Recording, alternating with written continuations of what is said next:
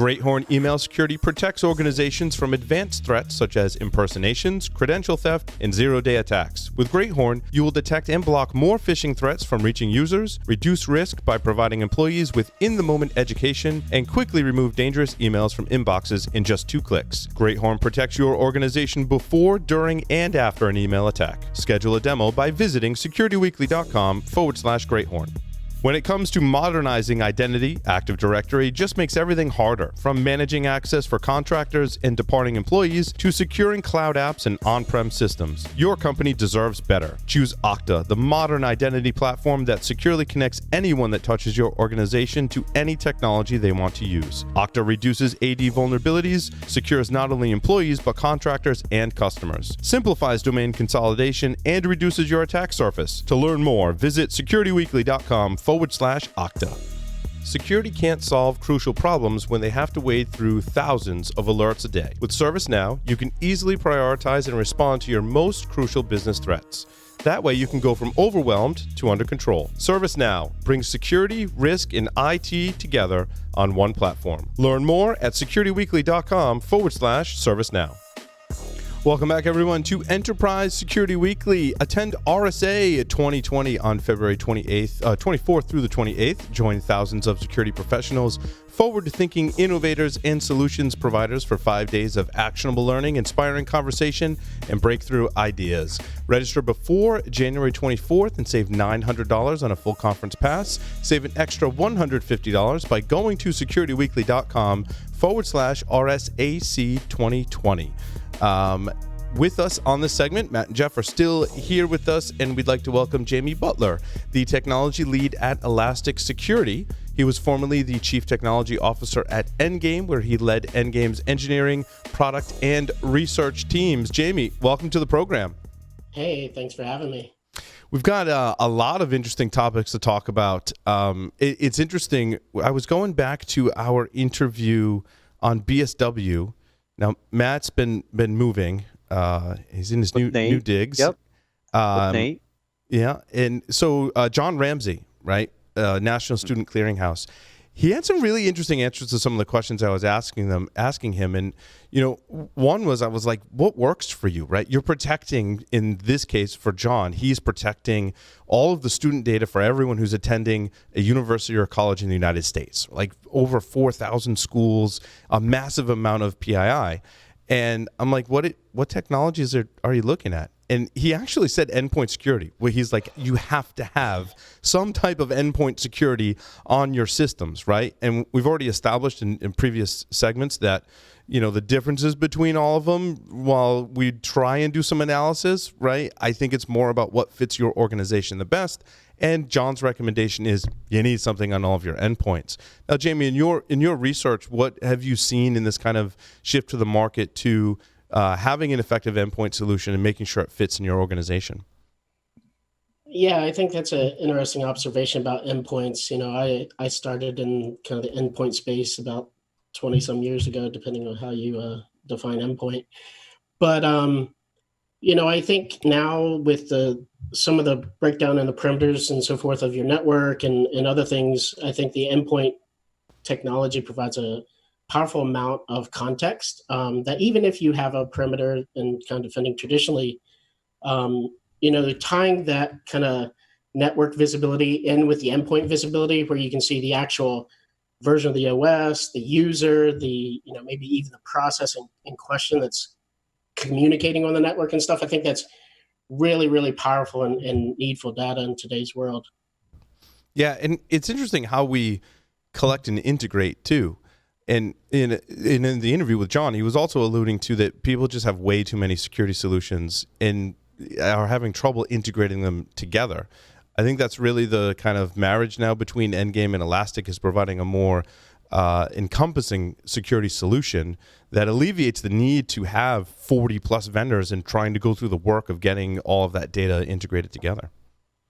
Yeah, I think if you talk to Nate Fick, our general manager now, former CEO of Endgame, he was saying, a couple of years ago, CSIS had like 30 plus security vendors to kind of manage. And that's maybe gone down in some organizations, maybe your more mature ones, but yeah, there's still there's still too many tools and products that don't communicate with one another, and therefore, you have these big knowledge gaps between kind of what's going on and, like I said, even context. And so, complexity is kind of the enemy of security, if you will, in the enterprise world. And so, kind of having a single place where all your data can live is, we believe, really important and a powerful combination. If you kind of think about, you have maybe your endpoint sending data and some type of schema. You also have your network appliances and so forth sending some information. You have your logs. You even have kind of your metrics, things that are keeping track of maybe servers and so forth and workloads. If all that lives in one place, it provides a lot of context. We've seen even where, like if in the case of some type of ransomware crypto type piece or crypto miner even, if those things are present in the organization, maybe your security product does or doesn't detect it. But, even having the metrics of, oh, this CPU is running at, 100% or pretty hot, like that can give you indication and context around what's going on. It might not traditionally be thought of as a security tool or data set, but it provides a lot of context. Yeah, and I think folks trying to collect all this data are suffering from, a couple of things. There's alert fatigue, and then there's trying to weed through that haystack, right? What are some more effective solutions to solve this problem, Jamie? Yeah, I think, some organizations have spent a lot of time and effort kind of to maybe quote Ian McShane to build the haystack, right? And now we need to figure out useful ways to get through that information. And so, two kind of top of mind things are, looking for maybe using some ML and other types of AI to look for anomalies within the organization. That can be helpful, definitely in the threat hunting use case. We think of the identifying a hypothesis, identifying, anomalies within your organization and seeing if they exist is the way to go about that. I think that some may have twisted threat hunting a little bit into kind of searching for signatures, which, although perhaps useful, isn't the best definition, in my opinion, of threat hunting. The other thing, you talked about alert fatigue. I think, automating as much as possible, and it doesn't have to be sophisticated, but, automating as much as possible to get rid of things that you don't care about and help you prioritize the data that you are getting is really important. So I think kind of that, we, prior to joining Elastic, we were very focused and still are on making the analysts more productive with their time. And an easy way to do that is having your threat intel, maybe you curate your own kind of threat intel yourself, and having all that integrated into your alert workflow process, getting rid of what you don't care about, elevating what you do is really important, I think, today. Well, and it's interesting too. You said you've been working in endpoint security for 30 years, right? We could put 20 years, right? Sorry. And so, you could sit in front of a console with a network you're familiar with and go through alerts and be like, yeah, that whole class, like that's just regular noise. That's normal, right? This stuff we got to pay attention to. But how many other people in the organization have that knowledge and that experience, right? And I think the industry today is suffering from, we don't have enough of those people. So what do we do, right? And I think your answer of automation and a lot of work that when you're at Endgame and continuing Elastic is doing to put that level of analysis or pretty close in the hands of others in the organization that maybe don't have that knowledge and experience. Yeah, exactly. And so I think you can do a lot with like we talked about the automation, but I think even one of the things that is separate from that we suffer from is kind of, we've built these silos where you might have, your IT organization completely separate or very detached, perhaps from your kind of SOC organization or CISO level. Also, even if those things are maybe working well, or to take it one step further, you have very often segmented security practices within an enterprise where, you have a team of people that just do this and a team of people that just do that. And that makes security actually more difficult because you're not really leveraging your whole talent base. And Jamie, we not only do that with organizations, we do that with our security tools too. yeah, We have within the tools that just do security team. detection, right? Yeah. Yeah. And we have tools that just do monitoring. Then you have analytics. We have response tools, right? What happened when Endgame came together with Elastic created, to me, a very interesting dynamic that I think the rest of the industry will start to move to is you start to collapse certain capabilities under a fully integrated solution. You've got your detection, your monitoring, your analysis, some of your response, even some of your proactive protection capabilities kind of in a single platform. We used to buy 3, 4, 5 different tools to do that. Now you guys have a lot of these pieces together. I just want to know when you're going to add vuln detections and we'll call it a day. Yeah, I won't speculate about that, but yeah, I think that type of data is really interesting, right? Like even like the patch management that maybe exists in your IT systems today, the security team having that context, is really powerful. And so, yeah, I think it makes sense to definitely put it all under one umbrella. Jeff? Yeah, a couple comments. First of all, Jamie, hi, nice to meet you. I'm Jeff. I don't know if we've met before. I forget now whether it was you or Matt that made the statement about, sort of a fundamental problem of point solutions. I guess both of you had variations on it. I think there's a more fundamental problem, and I'm coming a little bit old school at the problem, in that all of the discussions about security focus on products and focus on point solution, what I would call point solutions. On the segment topic on our show notes, sort of the title of the segment is "Improving Security Requires Reducing Complexity." What I would say about that, or my take on that, is I think there's a danger between companies that have some semblance of a security program. They're doing some level of security, whether it's with, disparate, whatever that word is I'm trying to get out, disparate point solutions, and then needing to automate and combine and whatnot. I think there's a difference between that and companies that sort of try to skip over security or think that they can get to the end, not to use this is not intended to be a pun, but to get to the end game of, okay, we're a secure organization now and we're reducing complexity by throwing everything in terms of tools and combining tools without going through some sort of understanding of their processes, understanding of their business. What we do is, I'm a consultant by day, advisor by day, and, helping companies understand what are they trying to do in terms of security. So I think there's a danger. Would be interested in hearing your thoughts or comments from an Elastic's versus or endgame perspective on how do you get companies to do security sort of holistically, and not just immediately jump to, what tools do we need or what platform do we need that combines, has a better combination of tools that combine security better for us to reduce complexity.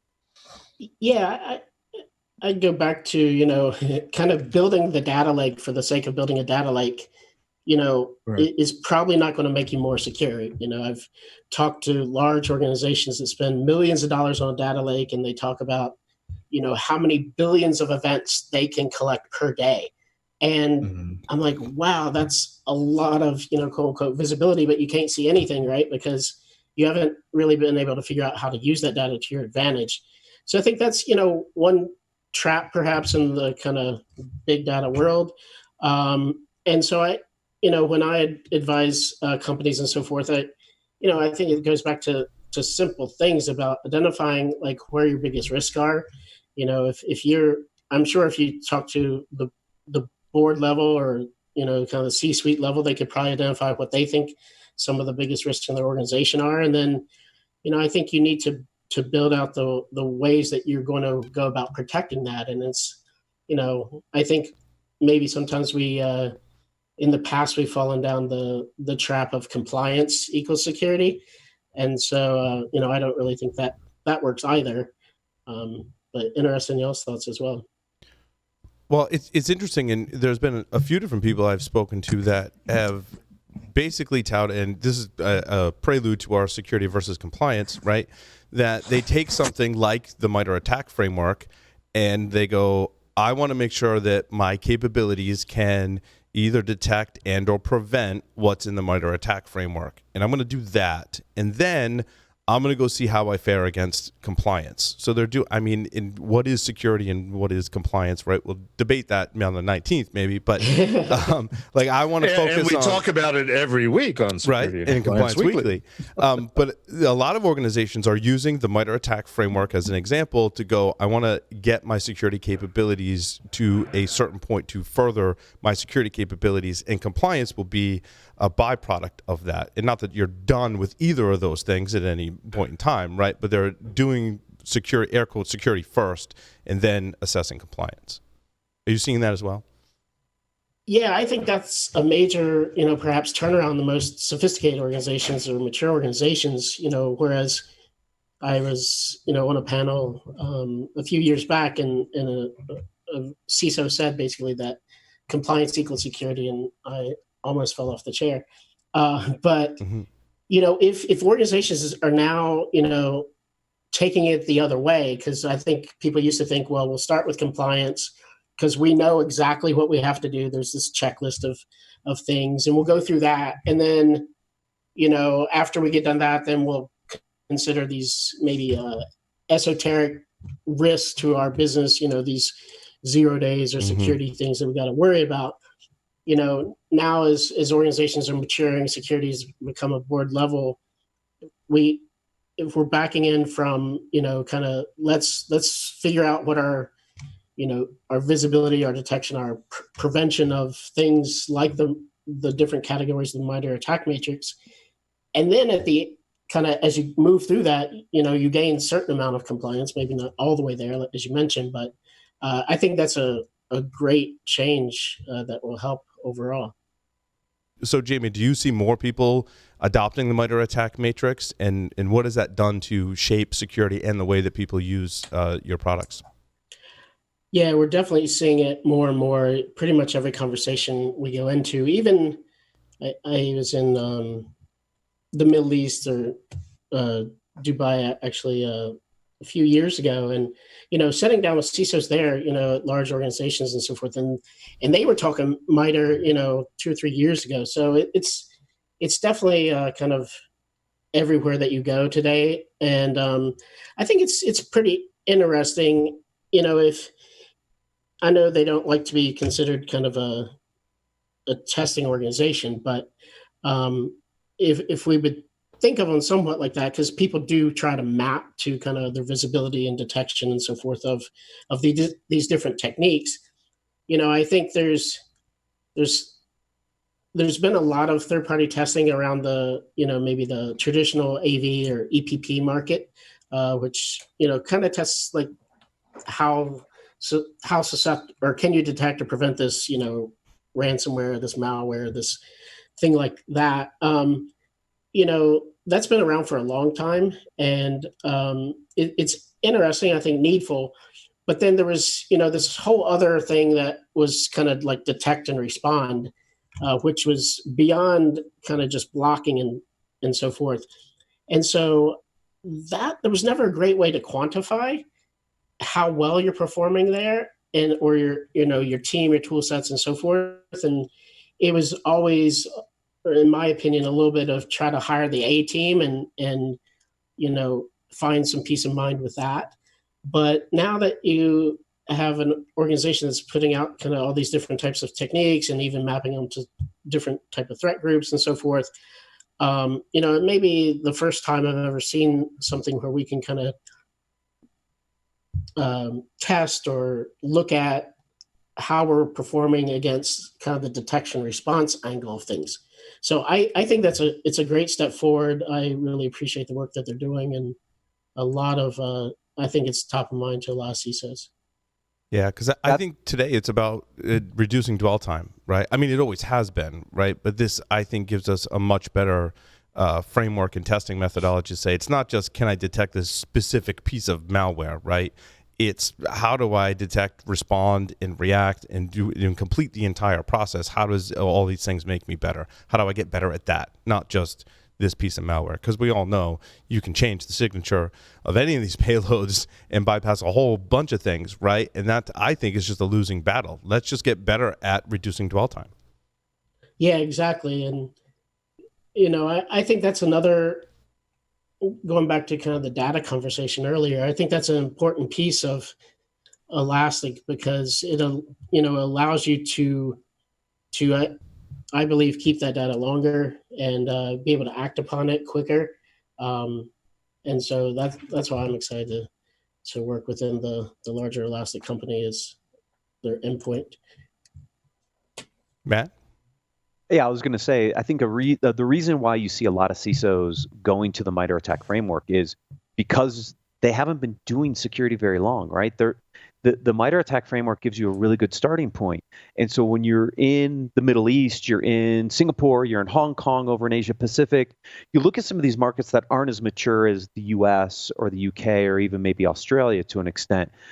They don't know where to start. So by having something handed to them, like the MITRE ATT&CK framework, gives them a great starting point that nobody else had in the early days. Most of those super mature organizations here, they kind of figured it out over the past 15 plus years. But for these organizations, we kind of handed them the cookbook in the MITRE ATT&CK framework and said, here you go. So, of course, all these guys, I think, would love it, because it gives them a really good starting point on the types of attacks they should look for, how to evaluate different solutions, and know that they're getting a level of protection that they didn't have before. Yeah, and I think it's great how, like, even kind of the red teams and so forth out there, it might be internal to your organization, or it might be, a separate type of vendor consultant, but they're mapping their tools to MITRE as well. So you can kind of do that one for one, how's this working out? Because I think maybe before we had that, there was a lot of columns and boxes or cells and so forth. And it was maybe hard to understand even how to trigger that in your environment, perhaps. And so now, like, the community coming together and having these different tool sets to kind of somewhat measure that is really interesting as well. The other thing I wanted to talk about was AI and machine learning. Of course, the buzzwords in our industry, or air quotes buzzwords, right? In some cases, but your team and Hiram has been on the show before, one of your data scientists, right? Yeah. You've been doing some really cool stuff and research with, basically being able to measure the effectiveness of a lot of these technologies in respect to security. Yeah. So we were a sponsor at the AI Village this year at DEF CON, and there was Hiram and a few others presented. Basically, it was called MLSec. It was a challenge. It stood for Machine Learning Static Evasion competition. And so it was sponsored by Endgame, VMRay, and MRG Ephitos, I believe that you pronounce it. And so what they did is 3 models were published in complete open source, how it worked, kind of everything about it. And then the goal was to get 50 samples to bypass all 3 models. The thought being that perhaps if you had 3, then you might be able to bypass one, but maybe the others took a different feature set into account, and so maybe you wouldn't be able to as easily bypass them. And so we, Endgame released a data set and a model called Ember. And there was, I forget how long the contest ran, but there was a really nice blog post or Medium post by William Fleshman who won. And it was interesting to me because kind of at the same time I was reading some of these, 2020 predictions. And, people were talking about AI versus AI, which is interesting. But I think my point is that we haven't seen it really in the security space as much. I think it exists in kind of the deep fakes of video audio, which you could argue is somewhat of a security application. But, attacking file-based classifiers is still, this was very hand done. And so if you read the article, there's some manipulation of bytes and so forth to change entropy, to change byte histograms and stuff like that in order to try to bypass these AI models. And it was really interesting to see kind of his thought process there and so forth. And so, yeah, Hiram's been doing a lot of research in adversarial machine learning and things like that, which this wouldn't exactly qualify for. That's why it was named static evasion, basically, because this wasn't AI versus AI. This was still very human versus, ML. Right.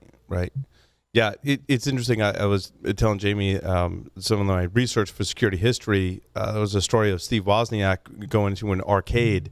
I think even before or just as they were forming Apple, and playing the arcade game and just winning with like really little effort. And his friend, who was also one of the developers at Apple at the time, I forget his name. There's some of the first developers at Apple. Said, like, how did you do that? And Woz was like, I wrote the game, so I know how to beat it, right? And Jamie and I were talking about, like, if you can understand the underpinnings of the machine learning, or you're the person that wrote it, you're in a great position to be able to bypass it, right? Yeah, I think anyone who's written a prevention or detection type of technology is pretty aware that no one piece is 100%, and they probably know how to bypass at least the part that they worked on. And so, yeah, that's really interesting. That's why, I think that, at Elastic, we really think about a very layered approach, right, to all your detections and preventions, because there isn't going to be one silver bullet, right? If they bypass your static analysis, maybe they don't bypass your, process injection, your exploit protection, and different things like that. And so, yeah, it's been something that we like to talk about is, just kind of being open and honest about, where you are. And the only issue I think my weakness is when you talk about these things at a very high level, people just want to know, did you block this? Yeah. Are we safe? Is it done? And, often, yes, there's an answer there, but then sometimes there's a lot of minutia where, at least myself, I can get lost in the weeds. Agreed. Yeah. Under what conditions, and, how else could you detect that? Which is why I like the integration, as Matt was saying earlier, to be able to be integrated with Elastic now and be one company puts you in a great position to help defenders, detect these threats, right? Regardless, because we know there's always going to be we don't know what the next technique is going to be. Someone does, someone may already have it, right? But we got to make sure we have multiple methods and ways to find these things in our environment in the shortest time possible.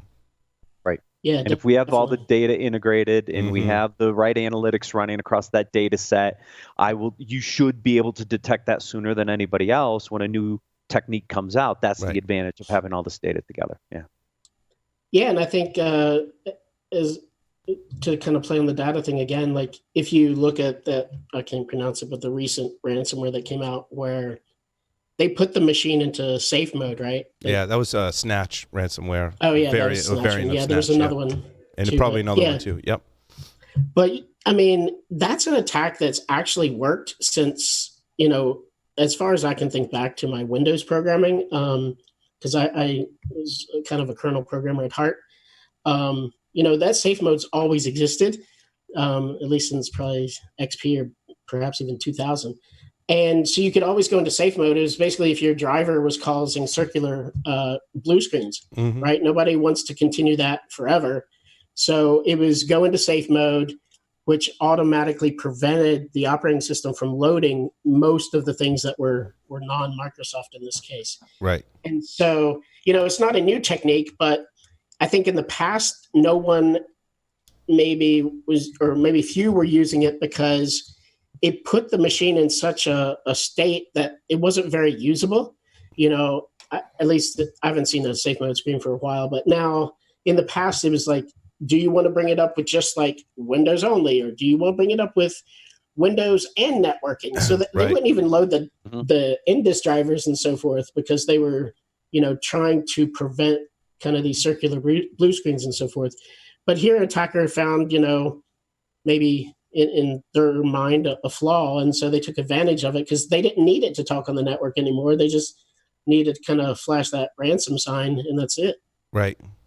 Yeah, it's an interesting attack that we've been talking about this week here on the network.